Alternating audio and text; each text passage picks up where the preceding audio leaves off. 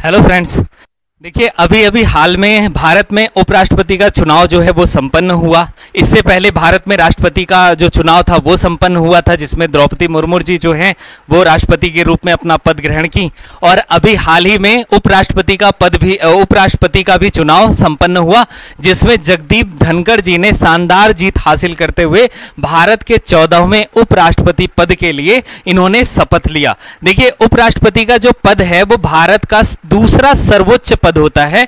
पहला जो सर्वोच्च पद होता है संवैधानिक, वो होता है राष्ट्रपति का पद, जिसमें द्रौपदी मुर्मू जी ने पद ग्रहण किया और 15वें राष्ट्रपति के रूप में उन्होंने शपथ ग्रहण किया। दूसरी महिला के रूप में उन्होंने शपथ ग्रहण किया और साथ ही साथ पहली आदिवासी महिला के रूप में भी उन्होंने शपथ ग्रहण किया। मैं पिछले वीडियो में बता चुका हूं कि उनका भी पूरा प्रोसेस, और यह भी बताया था कि उनका जीवन भी काफी उतार चढ़ाव से गुजरा है और इसके बावजूद भी उन्होंने अपने हौसले को नहीं हारने दिया। देखिए, असल में जिंदा वही हैं जिनके हौसले जिंदा हैं। आप अरुणिमा सिन्हा जी की कहानी देख लीजिए। कुछ लोगों ने चलती ट्रेन से उन्हें नीचे फेंक दिया था, जिसकी वजह से उनका बायां पैर चला गया था।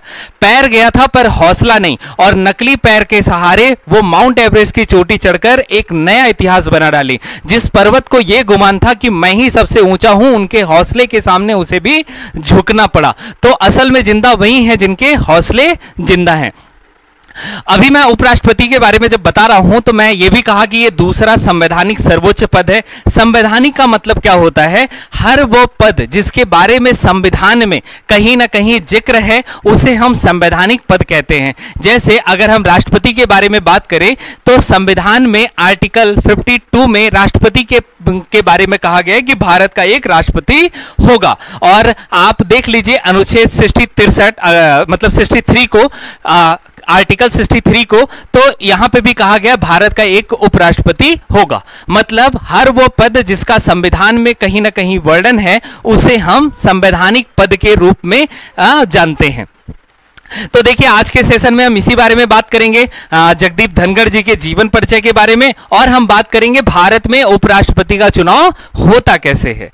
तो देखिए, ये जो भारत में उपराष्ट्रपति का पद था, इसके लिए दो उम्मीदवार थे, एक जगदीप धनखड़ जी और दूसरी मार्गरेट अल्वा। इन दोनों लोगों के बीच में एक कंपटीशन था। अब जगदीप धनखड़ जी जो थे वो एनडीए की तरफ के उम्मीदवार थे, और जिसकी सरकार बहुमत में होती है वो वैसे भी जीता हुआ माना जाता है, तो इनकी जीत पहले से सुनिश्चित थी। लेकिन फिर भी इन्होंने एक शानदार जीत हासिल किया और 14वें उपराष्ट्रपति के पद में इन्होंने शपथ लिया। अगर मैं जगदीप धनखड़ जी के कुछ जीवन के बारे में कुछ प्रकाश डालूं या कुछ चर्चा करूं तो यह कहा जा सकता है कि जगदीप धनखड़ जी जो हैं वो राजस्थान के एक छोटे से गांव में इनका जन्म हुआ। राजस्थान में एक जिला पड़ता है झुंझुनू, और इसी जिले के एक गांव में किठाना गांव में इनका जन्म हुआ। एक किसान परिवार में इनका जन्म हुआ था, इसीलिए हम इन्हें किसान पुत्र की संज्ञा भी देते हैं, किसान पुत्र के नाम से भी जानते हैं। इसके बाद इन्होंने राजस्थान के ही जयपुर से महाराजा कॉलेज से इन्होंने ग्रेजुएशन कंप्लीट किया, और ग्रेजुएशन कंप्लीट करने के बाद वो राजस्थान यूनिवर्सिटी चले आए और यहाँ पे 1979 में इन्होंने एलएलबी कंप्लीट की। और एलएलबी कंप्लीट करने के बाद इसी राजस्थान में वो हाई कोर्ट में काम भी कर चुके हैं। सुप्रीम कोर्ट में भी इनको काम करने का मौका मिला, और ये राजस्थान के ही बार काउंसिल के अध्यक्ष भी रहे हैं। इसके बाद 1989 में ये पहली बार इसी राजस्थान के झुंझुनू जिले से ही सांसद चुन के आए, और इसके बाद से यही राजस्थान में एक जगह पड़ता है अजमेर का किशनगढ़, उसी किशनगढ़ से ये 1993 में इन्होंने विधायक के पद पे अपनी जीत हासिल की। तो ये सांसद भी रह चुके हैं और विधायक भी रह चुके हैं। और अभी जब ये उपराष्ट्रपति पद पे आने वाले थे या उपराष्ट्रपति बनने वाले थे, उससे पहले ये पश्चिम बंगाल, ये आपका पश्चिम बंगाल वाला इलाका है, ये पश्चिम बंगाल के गवर्नर भी रहे थे। और पश्चिम बंगाल में अब तक इनको लेके 28 गवर्नर आ चुके हैं, 28वें गवर्नर ये रहे हैं। गवर्नर मतलब राज्यपाल, ठीक है, ऐसा। तो अब हम बात करेंगे भारत में उपराष्ट्रपति का जो चुनाव है वो होता कैसे है। तो देखिए, अगर मैं बात करूं भारत में उपराष्ट्रपति के चुनाव का, तो ये जो उपराष्ट्रपति का पद है ये हमने यूएसए के संविधान से लिया गया है। यूएसए के संविधान से लिया गया है और अनुच्छेद 63 से 73 तक उपराष्ट्रपति के पद के बारे में दिया गया है। उपराष्ट्रपति के पद पे उम्मीदवार वही व्यक्ति होता है जो भारत का नागरिक हो, दूसरा उसने अपनी 35 वर्ष की आयु पूरी कर चुका हो, और तीसरा वो भारत में किसी भी लाभ के पद पर न हो। प्रोसेस सेम राष्ट्रपति की तरह ही होता है। उपराष्ट्रपति का चुनाव भी एकल संक्रमणीय मत प्रणाली के माध्यम से ही होता है। तो अगर मैं उपराष्ट्रपति के पद के बारे में बात करूं तो सबसे पहले देखिए, समझिएगा, हमारी जो संसद होती है ना, संसद के 2 अंग होते हैं। हालांकि संसद के 2 अंग होते हैं, एक होता है लोकसभा और एक होता है राज्यसभा। ये 2 अंग होते हैं। जो लोकसभा का अध्यक्ष होता है, यही लोकसभा का स्पीकर भी होता है, जो अभी ओम बिरला जी के हाथ में है। तो जो लोकसभा के कार्यों पर निगरानी रखता है कि लोकसभा की सारी कार्य प्रणाली को वो सुचारू रूप से चलाने में मदद करता है। तो लोकसभा का जो अध्यक्ष होता है वही लोकसभा का स्पीकर होता है, और इसी के देखरेख में लोकसभा की सारे काम होते हैं। उसी तरह अगर मैं राज्यसभा की बात करूं तो राज्यसभा का भी एक अध्यक्ष होता है, और इसी अध्यक्ष को हम, ठीक है, राज्यसभा के स्पीकर का काम देते हैं, और यही स्पीकर जो है वो राज्यसभा के कार्यों को निगरानी करता है। राज्यसभा की सारी कार्यप्रणालियां इसी की देखरेख में होती है। तो राज्यसभा का जो स्पीकर होता है या अध्यक्ष होता है, इसको ये किसके मिलता है? तो यही पद भारत के उपराष्ट्रपति को दिया जाता है। ठीक है, तो भारत के उपराष्ट्रपति जो होंगे वो राज्यसभा के स्पीकर के रूप में भी काम करते हैं, और यही राज्यसभा के अध्यक्ष होते हैं। इसीलिए उपराष्ट्रपति को राज्यसभा का सभापति भी कहा जाता है।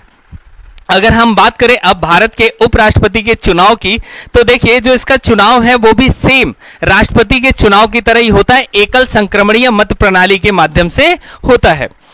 आप देखिए इसमें कौन लोग पार्टिसिपेट करते हैं। जैसे राष्ट्रपति के चुनाव में हमने विधायक को भी सम्मिलित किया था, लेकिन उपराष्ट्रपति के चुनाव में विधायक सम्मिलित नहीं होते। सेम प्रोसेस, संसद के 2 अंग, एक लोकसभा और एक राज्यसभा। तो जो उपराष्ट्रपति के पद पे होते हैं, ये इसमें वोट कौन करते हैं, सबसे बड़ी बात। तो देखिए लोकसभा के सांसद और राज्यसभा के सांसद ही इनको वोट करते हैं। लोकसभा के सांसद और राज्यसभा के सांसद ही वोट करते हैं। अगर मैं लोकसभा के सांसद की बात करूं, ठीक है, तो 233 प्लस 12 वो जो मनोनीत होते हैं, ये भी उपराष्ट्रपति के चुनाव में वोट करते हैं। तो 233 लोकसभा के जो सांसद हैं वो वोट करते हैं, और 543 जो हैं वो राज्यसभा के जो सांसद हैं वो वोट करते हैं। उपराष्ट्रपति के पद पे जो चुनाव लड़ते हैं या जो उम्मीदवार खड़े होते हैं, तो उनके पास राष्ट्रपति में हमने देखा था कि 50 प्रस्तावक होने चाहिए और 50 अनुमोदक होने चाहिए, लेकिन उपराष्ट्रपति में 20 प्रस्तावक और 20 अनुमोदक होते हैं। अब ये प्रस्तावक और अनुमोदक क्या है? तो देखिए 20 लोग ऐसे हों जो ये बात कहें कि हाँ यही व्यक्ति उपराष्ट्रपति के पद पे यही उम्मीदवार हैं, इस बात को मानने वाले 20 लोग हों, और 20 लोग ये कहें कि ये जो 20 लोग हैं, जो 20 लोग अपनी मतों को रख रहे हैं, इस पे हम एग्री करते हैं। ठीक है, तो वो प्रस्तावक हुए और अनुमोदक हुए। राष्ट्रपति में सेम था, राष्ट्रपति में 50-50 थे और इसमें 20-20 हुए। तो जिनके पास ऐसा होता है वो उम्मीदवार के रूप में खड़े हो गए। अब ये वोटिंग करते हैं लोकसभा के सांसद जो 233 थे और प्लस 12 जिसको मनोनीत किया जाता है। राष्ट्रपति के चुनाव में ये जो मनोनीत सदस्य होते हैं, नॉमिनेटेड सदस्य होते हैं, इनको नहीं रखा जाता है, लेकिन उपराष्ट्रपति के चुनाव में रखा जाता है। मोस्ट इंपॉर्टेंट सवाल है। राज्यसभा के भी सांसद वोट करते हैं। अगर हम देखें कि उपराष्ट्रपति के पद पे कितने लोग वोट करते हैं, तो 88 लोग वोट करते हैं। अब जीत किसको मिलती है? जीत मिलेगी जिसके पास 50% प्लस 1 वोट मिला हो। तो अगर हम 788 का 50% देखें तो 394 और प्लस 1, मतलब उपराष्ट्रपति के चुनाव में कितने लोग होने चाहिए? 395 वोट जिसको मिलेगा वही विजेता घोषित होता है। अब देखिए जो इसमें एकल मत प्रणाली है वो कैसे काम करती है। तो देखिए इसमें वोट कैसे देते हैं। सपोज मान लीजिए 3 लोग या 4 लोग जैसे भी खड़े हुए, ठीक है, A B C D, इस तरीके से लोग खड़े हुए। अब जो वोट करने वाले हैं, ये जो 788 लोग थे, ये क्या काम करते हैं, इसमें वोट कैसे देते हैं, वरीयता के अनुसार वोट देते हैं। वरीयता के अनुसार मतलब जैसे किसी एक ने वोट में कहा कि हम बी को उपराष्ट्रपति बनाना चाहते हैं, तो ये इसको पहली वरीयता देगा। इसके बाद ये सी को बनाना चाहता है दूसरे नंबर पे, तो ये इनको दूसरी वरीयता देगा। पहले वाले को ये तीसरी वरीयता देगा। इस तरीके से वरीयता देता है।